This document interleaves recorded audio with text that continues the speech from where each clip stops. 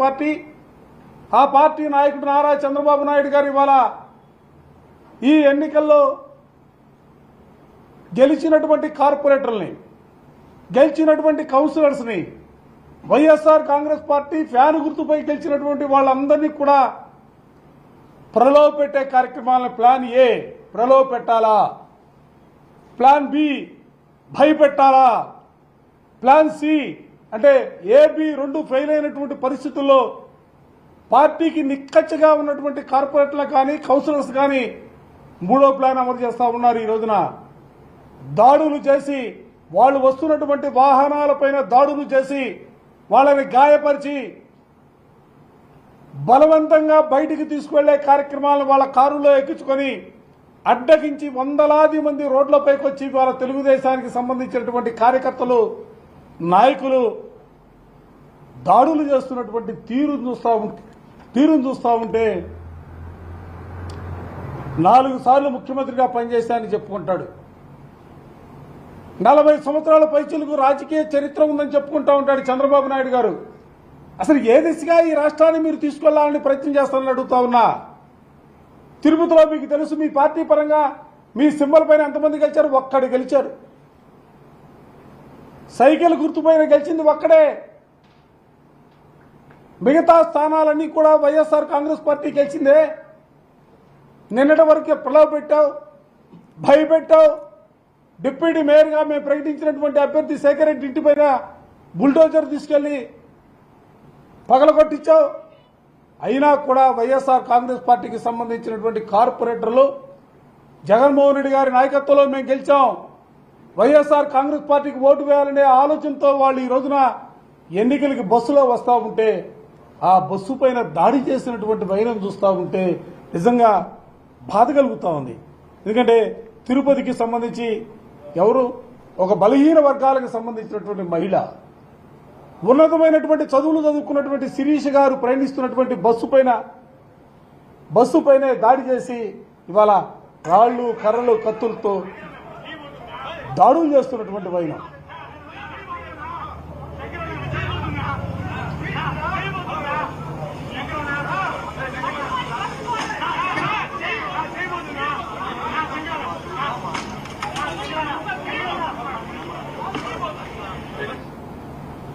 బస్సులో మహిళలు ఉన్నారు, బస్సులో ఎస్సీలకు సంబంధించినటువంటి కార్పొరేటర్లు ఉన్నారు. ఆ బస్సు దగ్గరే తిరుపతి పార్లమెంట్ సంబంధించి గురుమూర్తి గారు ఎస్సీ దళిత వర్గానికి సంబంధించినటువంటి ఎంపీ గారు ఉన్నారు. అంటే అందరిపైన కూడా దాడులు చేస్తారా? నిన్న సాయంత్రం హిందూపూర్లో కార్పొరేటర్లు ఎత్తుకుపోయారు. రాష్ట్రంలో అనేక చోట్ల జరుగుతూ ఉన్నాయి. అందుకనే మాకు అనుమానం వచ్చింది, వైఎస్ఆర్ కాంగ్రెస్ పార్టీగా ఈ రాష్ట్రంలో పనిచేస్తున్నటువంటి వ్యవస్థలపైన నమ్మకం లేక ఎన్నికల కమిషనర్ గారిని నిన్న కలిసాం. వారికి వివరంగా చెప్పాం, రాష్ట్రంలో ప్రజాస్వామ్య పరిపాలన లేదు, నిరంకుశమైనటువంటి పరిపాలన కొనసాగుతూ ఉంది, నియంతృత్వ పరిపాలన కొనసాగుతూ ఉంది. మా కార్పొరేట్లకి, మా కౌన్సిలర్లకి రక్షణ లేనటువంటి పరిస్థితులు ఉన్నాయి. ఎన్నికల కమిషన్ అనేది నిష్పక్షపాతంగా వ్యవహరించాలా.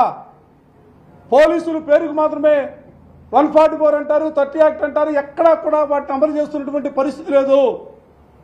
ఈ పరిస్థితుల్లో ఎన్నికల కమిషన్ ఇన్వాల్వ్ కావాలా, మా కార్పొరేట్లకి రక్షణ కల్పించాలా, ప్రజాస్వామ్యబద్ధంగా ఎన్నికలు జరిపించడానికి ప్రయత్నం చేయాలనే భావంతో పూర్తిగా అన్ని విషయాలపైన కూడా ఎన్నికల కమిషన్ గారిని నిన్న కలిసి పార్టీ పరంగా ఒక రిప్రజెంటేషన్ కూడా వారికి ఇచ్చినటువంటి పరిస్థితులు కూడా ఈ సందర్భంగా చెప్తా ఉన్నాం. అయినా కూడా శ్రేష్ఠలుడికి చూస్తా ఉన్నారు. పోలీసు వ్యవస్థను కూడా నేను అడుగుతా ఉన్నా, వందలాది మంది తెలుగుదేశానికి సంబంధించినటువంటి కార్యకర్తలు, నాయకులు రోడ్లపైకి వచ్చి బస్సులపై దాడులు చేస్తూ ఉంటే ఎందుకు మీరు కనీసం ఆపడానికి కూడా ఎందుకు ప్రయత్నం చేయట్లా? 144 యాక్ట్ ఉంటే, 30 యాక్ట్ ఉంటే అంతమంది రోడ్డుపైకి ఎట్టలాగలిగారు? వాళ్ళు చూస్తూ ఊరుకుంటా ఉన్నారు. మేము ఈరోజు మరలా తిరిగి ఎన్నికల కమిషన్ కలవబోతా ఉన్నాం.